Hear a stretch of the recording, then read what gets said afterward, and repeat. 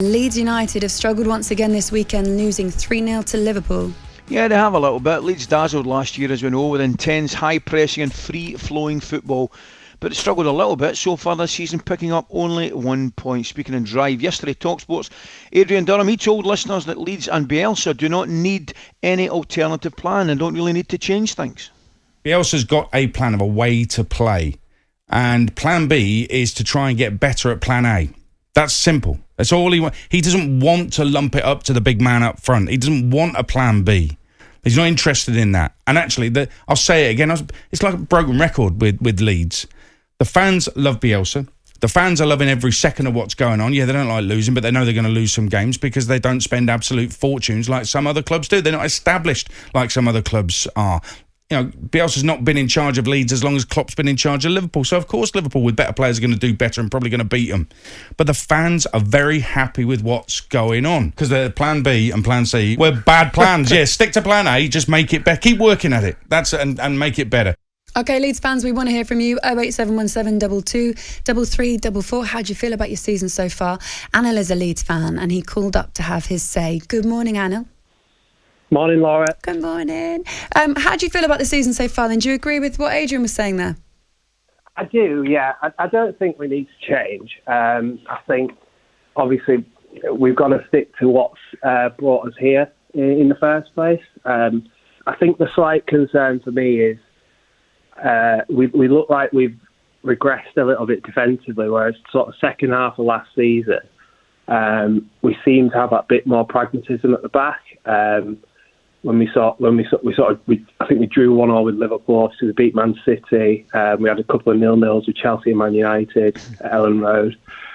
So it was like after that 6-2, we seemed to sort of actually get better defensively. But the start of this season feels a little bit like the start of last season, and we're scoring less goals, which is making it a little bit concerning. I know, I think so. I mean, you look at teams like yourself and Burnley haven't had an ideal start, but it's great to hear you're not pressing any panic button at all. And I'm a little bit conscious myself, mate, because I tell everybody I love Leeds United and I love watching Leeds United, right? Mm-hmm. But then I'm not watching them every week, and they're not my team that's got me on the edge of my seat because of their defending. But I'm with you, and it's great to hear you say that because I just think they're a breath of fresh air the way they play the game, right? And I know they're going to lose goals, and I know they're going to lose games. But see, from my point of view, if I want a season ticket for anywhere, it's probably going to be Ellen Road. Yeah, I think definitely. I think that's how we feel. I think the slightly concerning thing with Saturday was that we were sort of sat there at half time and we were like, we could be 4 or 5-0 down here. And to be relieved going in at 1-0, I mean, we were properly sort of hammered. And I think, although it's entertaining from a neutral perspective, I think when you sort of sat there as a fan, it is a bit sort of alarming sometimes. The spaces that we were giving Liverpool, I mean, obviously they're good at, exposing those spaces as well.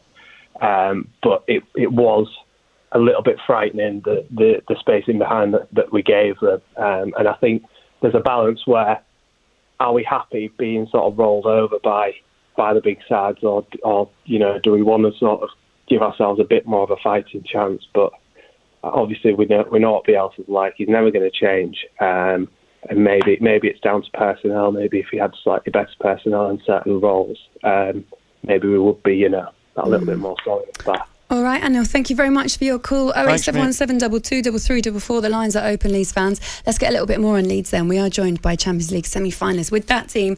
Danny Mills. Good morning, Danny. Morning, Danny. Morning, Danny. Good morning, all. Morning. How's it going? Have you heard our Leeds discussions today? I've heard I was out running this morning, listening to it, all the debates, the Messi, Ronaldo, everything that's been going on. So, yeah, I'm right across it. But off the bench, got to be Ali McCoy, surely.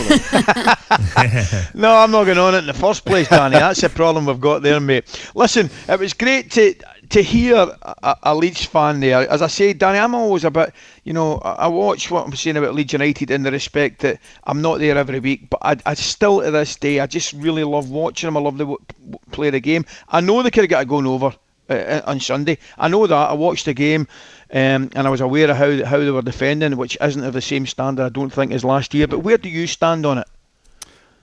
Last year they were well above expectations. Sort of 15th last year would have been an incredible season. To survive your first season in the Premier League is outstanding. It's absolutely amazing to do that.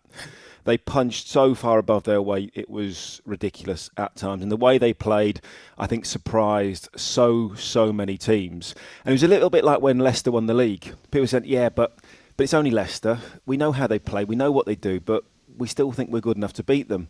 It was a little bit like that with Leeds last year. It's like, we know how they play and we know that they're really dynamic and they're open and but it's only Leeds, we can beat them. And obviously a lot of teams didn't. This season, I think, second season syndrome, call it whatever you want. Teams are a little bit wiser to how Leeds play. The shock factor has now gone. But I think Leeds, Bielsa, the club, even in the first season, were well aware that the way that they play, at times they're going to lose 4 or 5 games. On the bounce, because they're so open at times. It's win or lose. There's no thinking about let's just shut up shop and get a draw in this game. So I think there's a little bit of over expectancy, from last season. Probably not from Leeds fans, but from outside influence, thinking, well, maybe they can get in Europe. Calm down a minute. Sort of 14th this season again would be a fantastic finish. And I also think other teams now are giving them much more respect.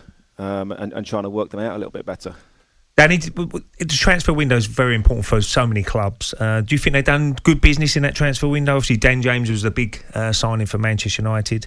And what is the expectation? What is it this season? Is it, come halfway and Leeds fans will be happy? Maybe get a good cup run? Yeah, I think transfer business has been good. They kept hold of Rafinha, who's been sensational. A lot of interest for him. Kept hold of Calvin Phillips. The 2 biggest players. Llorente comes sort of back. He's almost a new signing because he never really played. Last season. So once he gets fit, Leeds fans haven't really seen the best of him. Junior Firpo has come in at left back, a proper left back, if you like. Alioski did a fantastic job last season, but you can only do so much. I think Dan James will be excellent because he's got all the attributes you want in a Leeds United player, the way that they play. That he's got the quality, but he's got that energy, he's got that work rate. So I think he will add to it, once he settles in. But I've said again, if Leeds are safe with 5 games to go, sort of 14th, 15th in the league, that's a really good season, and something to build on. When you look at, the top teams and the quality of players that they have, Leeds are still 3/4 of the same team that got promoted from the Championship and maybe more.